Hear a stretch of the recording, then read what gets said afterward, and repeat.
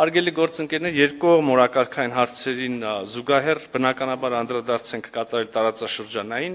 զարգացումներին, խոսել ենք Հայաստանի եւ Ադրբեջանի միջև խաղաղության եւ միջպետական հարաբերությունների հաստատման մասին համաձայնագրի կնքման հարցում Հայաստանի հետևողական դիրքորոշման մասին, հույս ենք հայտնել իհարկե, որ այս նպատակը, այդ համաձայնագրի կնքման, ստորագրման, վայրացման նպատակը կարող է ոչ շատ հեռու ապագայում կյանքի կոչվել։ Ես ցանկանում եմ կրկին ընդգծել, որ չնայած այս ճանապարհին առկա բոլոր դժվարություններին եւ մարտահրավերներին, Հայաստանը հաստատակամ է եւ շարունակում է ջանքեր գործադրել տարածաշրջանում կայուն խաղաղություն հասնելու համար եւ մեր համոզմամբ սա համապատասխանում է մեր անմիջական հարևանությամբ գտնվող բոլոր երկրների շահերին եւ հետաքրքրություններին։